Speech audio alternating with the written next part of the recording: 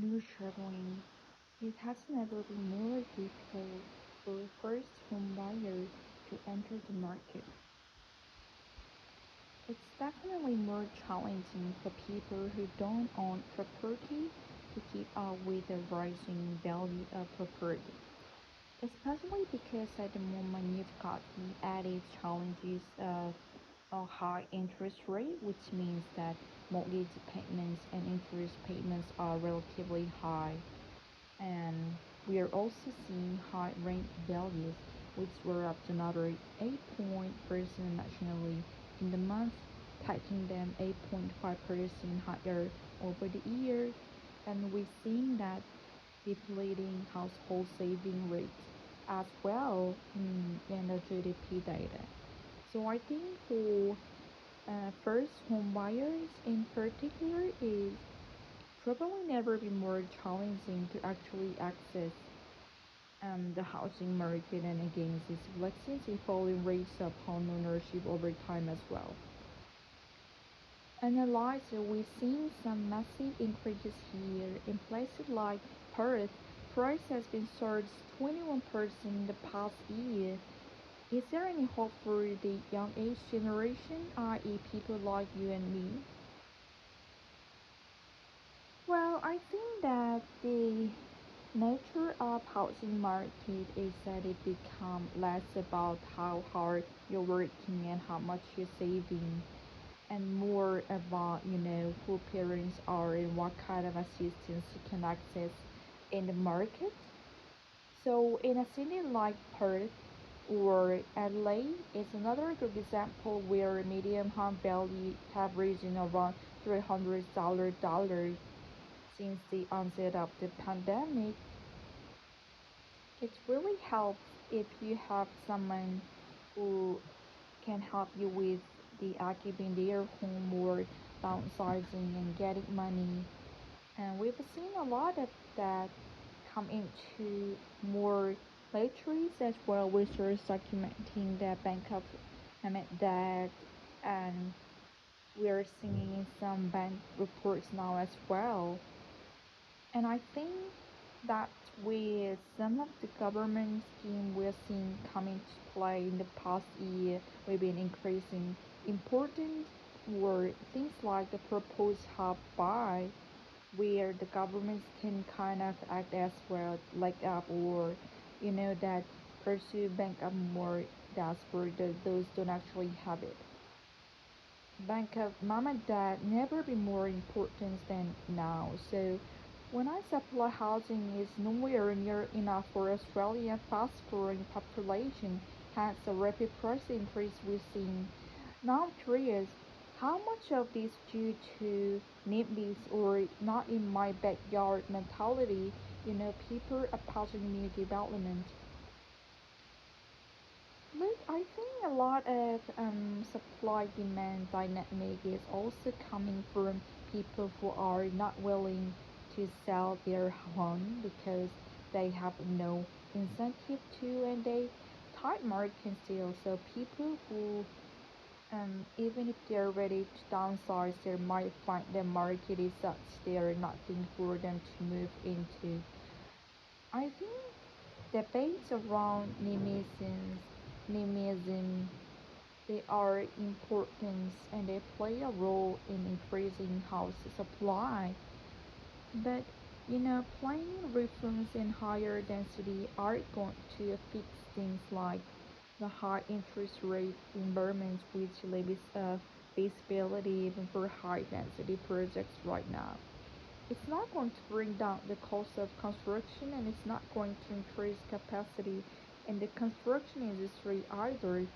So there's a lot you could look at on the supply side to boost more housing and accommodation that doesn't just come back to the planning and density space.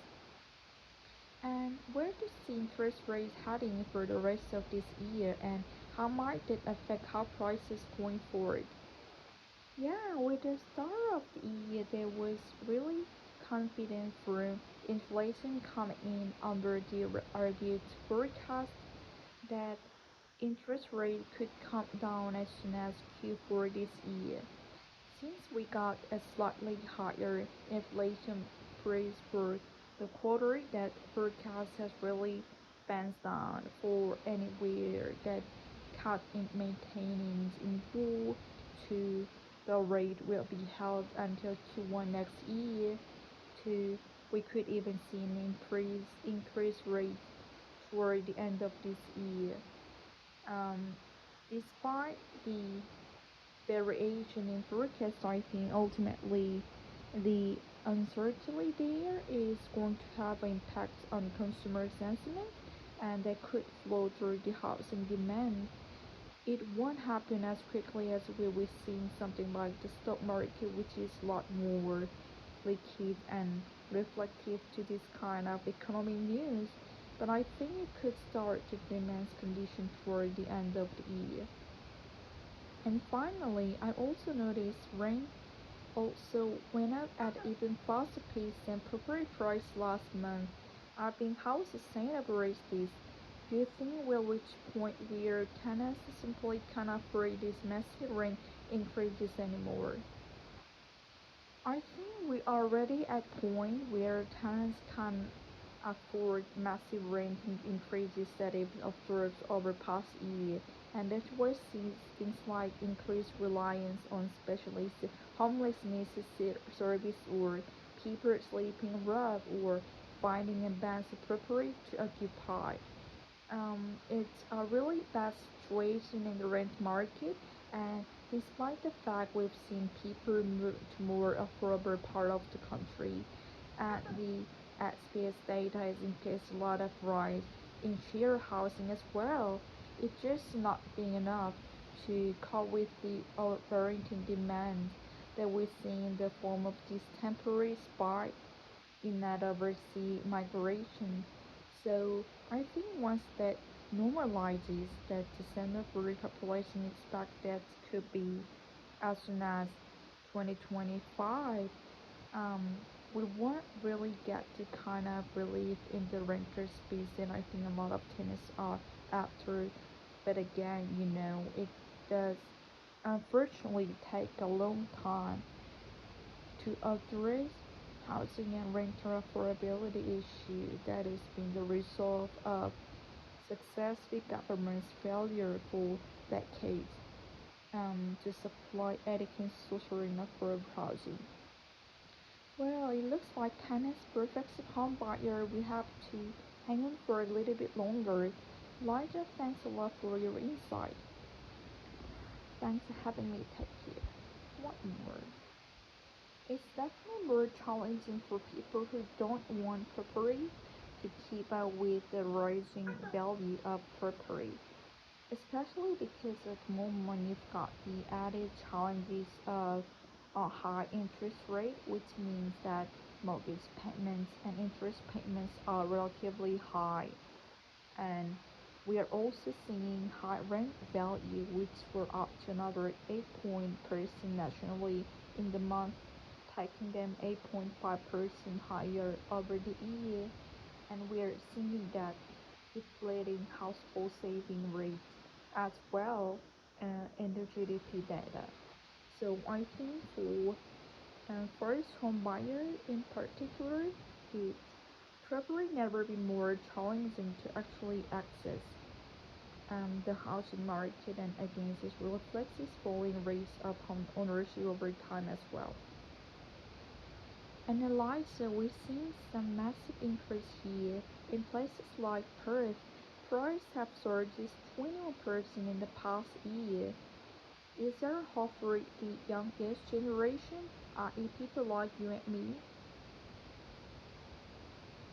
Well, I think that the nature of housing market is that it's become less about how hard you're working and how much you're saving, and more about who your parents are and what kind of assistance you can access in the market.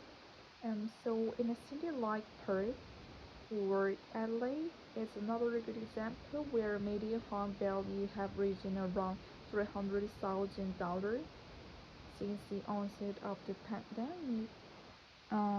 It really helps if you have someone who can help you with the actually their move or downsizing and give you money. We've seen a lot of that come into more literature as well, research documenting the bank of mom and dad, and we're seeing in some bank reports now as well. And I think that's where some of the government scheme we've seen some come in play in a part first year being increasingly important, or things like the proposed hub by where the governments can kind of act as their leg up, or that funds bank of the mom and dad for those don't actually have it, and that can mom and dad never be more important than now. So when our supply housing is nowhere near enough for Australia's fast-growing population has a rapid price increase we've seen. Now I'm curious, how much of this due to NIMBYs or not in my backyard mentality? People opposing new development. Well, I think a lot of supply demand dynamic is also coming from people who are not willing to sell their home because they have no incentive to, and it's a tight market still. So people who, even if they are ready to downsize, they might find the market is such they are nothing for them to move into. I think debate around NIMBYism,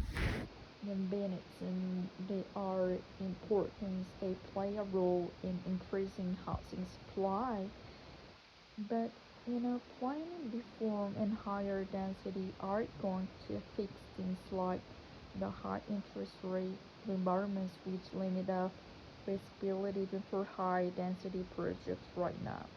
It's not going to bring down the cost of construction, and it's not going to increase capacity in the construction industry either. So there's a lot you can look at the supply side to boost more housing and accommodation that doesn't just come back to the planning and density space. And where does the interest rate heading for the rest of this year, and how much did that affect house prices going forward? Yes, with the start of the year, there was really confidence from inflation coming in under the RB's forecast that interest rate could come down as soon as Q4 this year. Since we got a slightly higher inflation planned for the quarter, but forecast has really fans for anywhere that cut in maintaining in Q4 to the rate will be held until Q1 next year to we could even see an increase in interest rate toward the end of this year.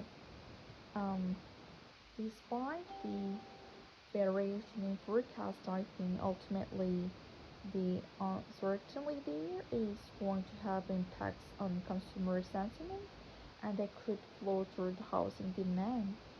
It won't happen as quickly as what we've seen something like stock market, which is a lot more liquid and reflecting to the kind of economic news. But I think it could start to dampen conditions toward the end of the year. And finally, I also noticed rent also went up at an even faster pace than property price last month. I mean, how sustainable is this? Do you think we reach a point where tenants simply can't afford these massive rent increases anymore? I think we are already at a point where tenants can afford massive rent increase that has been absorbed over past year, and that's why seeing things like increased reliance on especially homelessness services or people sleeping rough or finding abandoned property to occupy. um, it's really bad situation in the rent market, and despite the fact we've seen people moving to more affordable part of the country, and ABS data has indicated a bit of rise in share housing as well. It's just not enough to cope with the unrelenting demand that we're seeing in the form of this temporary spike in net overseas migration. So I think once that normalizes that the percent of population expected that could be as soon as 2025, we won't really get to kind of a relief in return space that I think a lot of tenants are after. But again, it does unfortunately take a long time to address housing and rental affordability issue that has been results of success government's failure for decades to supply adequate social and affordable housing. Well, it's like a tenants and prospective home buyer will have to hang on for a little bit longer. Liza, thank you a lot for your insight. Thanks for having me. Take care.